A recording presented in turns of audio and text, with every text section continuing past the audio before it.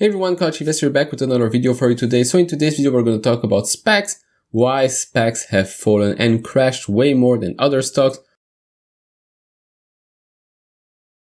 why it's basically game over for this SPAC game. The casino is closed. I know a lot of people don't like, because this is cliche to call the stock market a casino, but if you look at what's been happening with SPACs lately, you can certainly see the resemblance between the SPAC bubble and a casino. So we're going to look at a couple of numbers.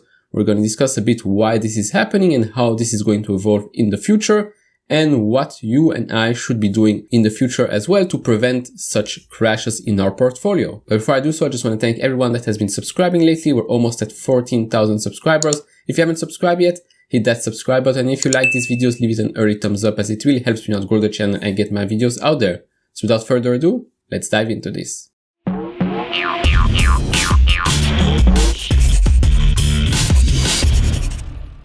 Alright, first let's look at around a dozen SPAC or so that have already found a merging partner. One of them still hasn't, IPOF, so let's look at the sheet right now. Alright, so let's look at a couple of names here. So first up we have the mighty HYLN. You know, last year a lot of channels have pumped this stock up. This is going to be the next Tesla of trucks, blah blah blah. It's down almost 80% since its all-time highs. Then we have another winner of 2021, which is CCIV or Lucid. Again, this was a stock that a lot of people have been pumping. Oh, let's go to triple digits. Yeah, let's go. Down 65%. Now, this is after the deal was announced. Now, imagine if there was no deal, how low this would have gone. Then we have QuantumScape, almost the same story, 65%.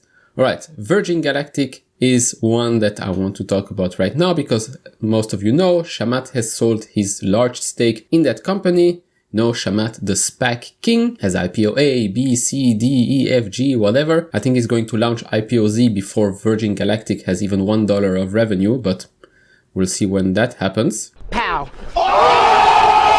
Now, regarding Virgin Galactic, I want to show you a tweet. Look at this. SpaceX was founded in 2002, Blue Origin founded in 2000, Virgin Galactic in 2004.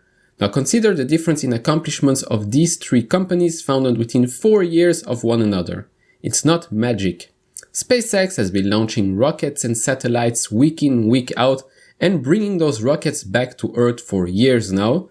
Blue Origin, I don't really follow what they're doing, but they're probably way further than what Virgin Galactic is. So here we are. Also, shout out to PlantMath1. If you aren't following on Twitter, go do so. He has some great tweets and research. Right, so now going back to the sheet, we're going to look at a couple of others. Metromile, down 53%.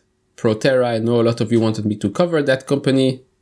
Maybe I will in the future, but as of now, down 50%. So maybe it's better to buy now than before. Matterport is a company I covered. Obviously, I've covered a couple of SPACs, I'm not going to lie, but some of them are pretty good, like Open Door. Pretty good company already after the SPAC mania. Matterport, I still believe that in the long run, this is going to be an amazing investment. Still don't hold it in my portfolio though. IPOE, SoFi, you know, I sold it to buy some Roku. Not that I don't like SoFi, I like Square more, and I would like to buy PayPal, because you're going to see at the end of the video, I think it's time for a lot of people to rebalance their portfolio a bit. Then we have Archer, also down a lot. IPOF, still unknown.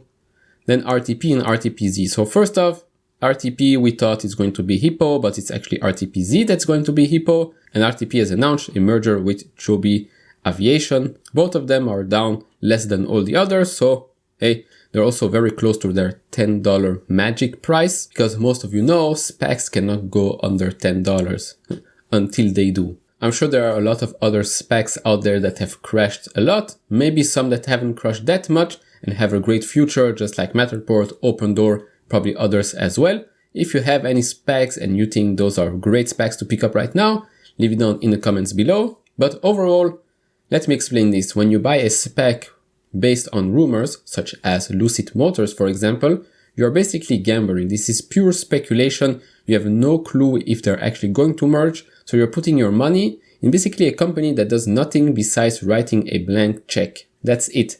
You're purely gambling, and that's why most of those SPACs have taken the biggest hits in the last couple of weeks, because let me explain the psychology of investors. You have value investors, investors that play it safe. Then you have investors that do more research and are open to more risk. they buy into more risky stocks such as, let's say, Tesla, Square, Lemonade, etc. Sometimes those investors like to put a little bit of money in those SPACs because, well, high risk, high reward. Then you have other investors that think, YOLO, stocks always go up, let me buy every SPAC on the planet and see what happens. Fine, for some this works, and a lot of people probably made a lot of money with this, but here's how it works. Let's say you start at $10, suddenly it's at $15. Oh, you start talking about it on YouTube, on Twitter, goes to $20, $25.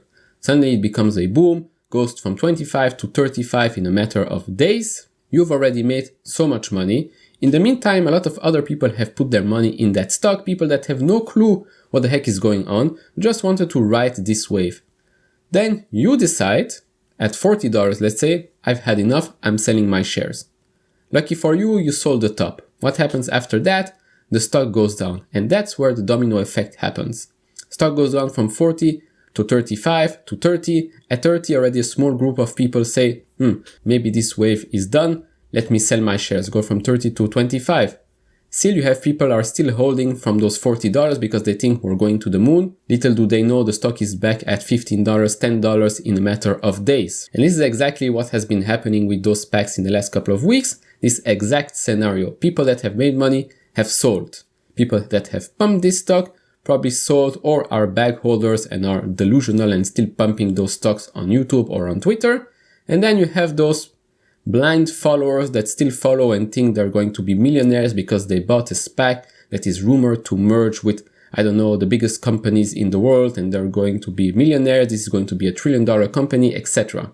This is not how the stock market works. And to give you a bit more visualized information, as you can see here, the IPOX SPAC index, this index fell 20% since February's peak, meeting the technical definition of a bear market. To show you even more, you can see here the SPAC boom. The pace of new listings has been blistering, but it can't last. Obviously, 2020 was the start of this new SPAC mania, but 2021 really was the peak and the cherry on top. As you can see, by far, way more money has been going into SPACs in just 2 months in 2021 than in most of 2020. And to show you how much of an effect that had, you can see it here. Out of the gate, so US SPACs in 2021 closed on average 5% higher in their first day of trading. You had stocks obviously close higher than that, 10%, 20%. You even have those couple of SPACs that have closed above 30% on their first day of trading. All right, to conclude, where do we go from here? We can clearly see right now the market is going from high risk, high growth stocks to clearly value and cheaper stocks. Also the bond market. I explained this in short in another video that's going to pop up in the top right corner, but I'll just take my portfolio for an example. Last year, I had stocks like cruise stocks and casino stocks, for example, for the long play for the next 5 years, because I thought, well, when the economy will reopen, when the world will be going back to normal, those are the stocks that will probably go higher and higher because they are going to be recovery stocks. Now, unfortunately, I got carried away by the market, by the whole tech market, high valuation, high rewards, this is going to grow, blah, blah, blah. So I sold those stocks. Do I regret that? Yes, I do regret that because at the time I bought those stocks, my thesis for the long term was perfect. If I did hold those stocks right now, my portfolio would probably be doing a lot better than what it is currently doing, because those are the stocks that are right now in green each and every day. What stocks are in red every day? Square, Tesla, Lemonade, Pinterest, you name it. So yes, a rebalancing of portfolio is right now not a bad time to do so, but I will say this, do not use leverage. If you are forced to close a position, you should reevaluate how you invest. Do not sell because you're in red right now, because if the company you're holding is a great company, the time you invested in that company, you thought this company is going to grow the next couple of years, you have no reason to sell right now. If it's a shitty company, then yes, you might as well sell right now and invest in another company that has taken a bigger hit. So overall, that's it. I do believe the SPAC game is over, game over. You will not see again another Lucid or another HYLN or whatever, because people are really realizing that this game is over. High risk is not worth it right now to lose 80%, 60, 70% of your investment in a matter of weeks because of some rumors, because of those projections by 2030 or whatever. Let me know down in the comments below what you think, what you're doing with your portfolio, with your SPACs or whatever. Let me know down in the comments below. And if you like these videos, leave it a thumbs up. If you haven't subscribed to this channel, hit that subscribe button. And as always guys, take care, stay safe, and see you all in the next video. Bye bye.